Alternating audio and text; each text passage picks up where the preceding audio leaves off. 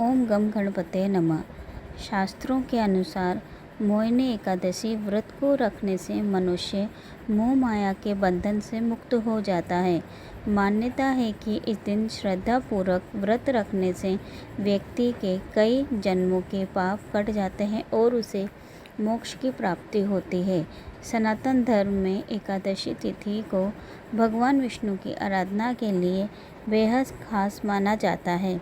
वैशाख महीने के शुक्ल पक्ष में पड़ने वाली मोहिनी एकादशी का व्रत करने से मनोकामनाएं पूर्ण होती है और जीवन में सकारात्मकता आती है।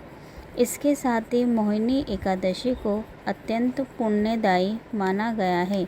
इस दिन भगवान विष्णु के मोहिनी अवतार की पूजा अर्चना की जाती है और श्रद्धापूर्वक व्रत रखा जाता है।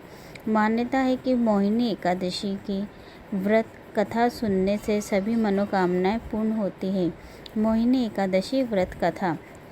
पौराणिक कथाओं के अनुसार सरस्वती नदी के पास भद्रावती नाम का एक सुंदर नगर था।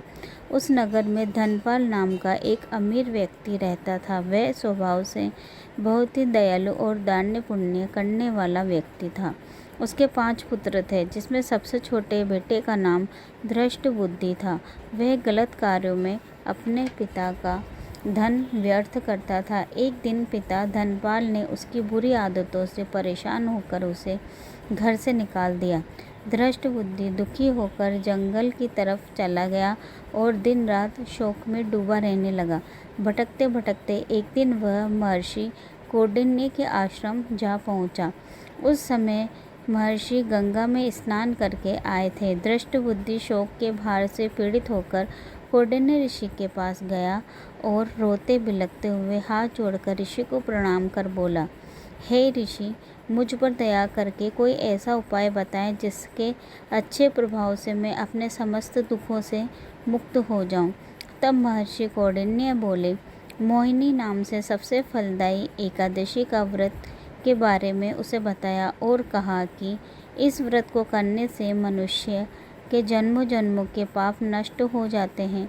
धृष्टबुद्धि ने ऋषि की बताई गई विधि के अनुसार व्रत किया, जिसके करने से वह अपने किए गए सभी पापों से मुक्त हो गया और श्री विष्णु धाम को चला गया। मोहिनी एकादशी का व्रत करने से व्यक्ति के बड़े से बड़े पापों से मुक्ति पा लेता है। बोले विष्णु भगवान की जय।